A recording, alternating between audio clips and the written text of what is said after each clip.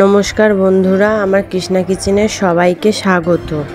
আমি আজকে একটা ডিমের রেসিপি নিয়ে চলে এসেছি। আমি আজকে ডিমের পাতলা একটা ঝোল করব। এদিকে ডিম সেদ্ধটা বসিয়ে দিয়েছি, হয়েও গেছে ডিম সেদ্ধটা হয়ে গেছে। এবার একটা একটা করে ডিম আমি ছাড়িয়ে নিচ্ছি, খোলাগুলো সব কটা ডিম আমি ছাড়িয়ে নেবো। এখানে 6টা ডিম নিয়েছি, আমাদের ফ্যামিলিতে 6 জন মেম্বার, তো তাই আমি 6টা ডিম নিয়েছি।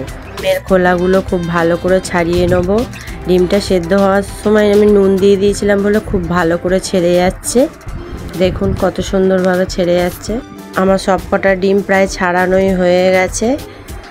এবার ডিমের তরকারিটা রান্না করার জন্য একটা কড়াই বসিয়ে দিয়েছি, তেলও দিয়ে দিয়েছি। তেলটা গরমের অপেক্ষা, তেল গরম হয়ে গেছে। এদিকে কন্তি দিয়ে নেড়ে দিয়েছি। এবার ডিমগুলো হালকা করে ভেজে নেবো, খুব কড়াভাবে ভাজবো না, একটু নুন হলুদ দিয়ে হালকা হালকা করে কালার আসবে, নামিয়ে নেবো, ভাজা হয়ে যাবে। দেখুন নুন হলুদ দিয়ে দিলাম। নুন হলুদ দিয়ে অল্প করে নেড়ে চেড়ে আমি ডিমগুলো ভেজে নিয়েছি। এবার তুলে নিচ্ছি। দেখুন হালকা করেই ভেজেছি, খুব কড়া করে ভাজিনি। সব কটা ডিম আমি তুলে নেবো। অল্প মশলা দিয়ে আজকে রান্না করব, খুব রিচভাবে রান্না করব না।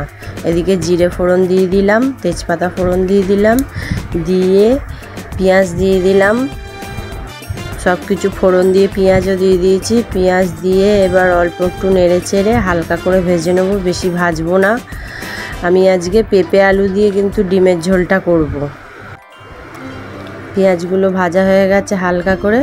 এবার পেঁপে আলুটাও কেটে ধুয়ে রাখা আছে, সেটাও আমি ঢেলে দিচ্ছি। পেঁপে আলুটা দিয়ে দিলাম সব কটা, দিয়ে এবার হালকা করে নেড়ে ছেড়ে দেবো একটু নুন হলুদ দিয়ে নেড়ে ছেড়ে দিয়ে অল্প একটু চাপাও দিয়ে দেবো, যাতে হালকা সিদ্ধ হয়ে যায়। আমার ততক্ষণ এদিকে মশলাটা হয়ে যাবে। নুন হলুদ দিয়ে দিলাম, দিয়ে অল্প একটু নেড়ে চেড়ে দিচ্ছি। নেড়ে ছেড়ে দিলে একটু ভালোভাবে সিদ্ধ হয়ে যাবে। এবার এদিকে আমি গোলমরিচ, ধনে, জিরে, তেজপাতা সব কিছু দিয়ে আমি শিলে আজকে বাটবো, আজকে আমি মিক্সিতে বাটবো না। জিরে ধনে আগে একটু একটা বাটিতে নিয়ে খুব ভালো করে ধুয়ে নেবো। ওতে একটু ময়লা থাকে, তো ময়লাগুলো একটু চলে যায়। দেখুন আপনাদের দেখিয়ে দিলাম, জিরে ধনে গোলমরিচ সব একসাথে বেটে নেবো।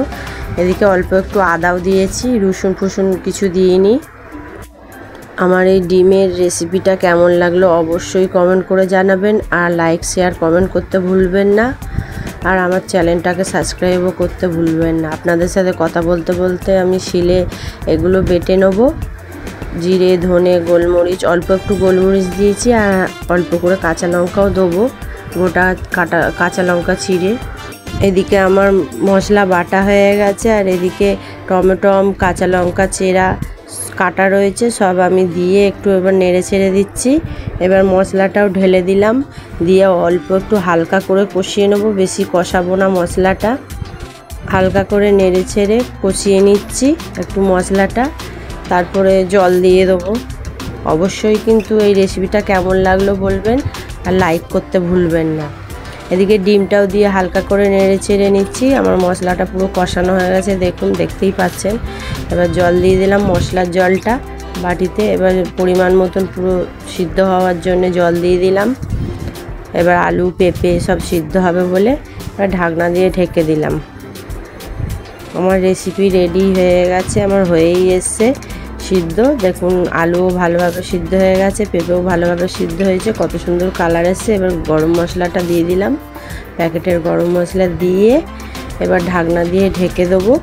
ঢেকে এবার নামিয়ে নেবো। দেখুন পুরো মশলাটা দিয়ে দিলাম, আর ঢাকনা দিয়ে ঢেকে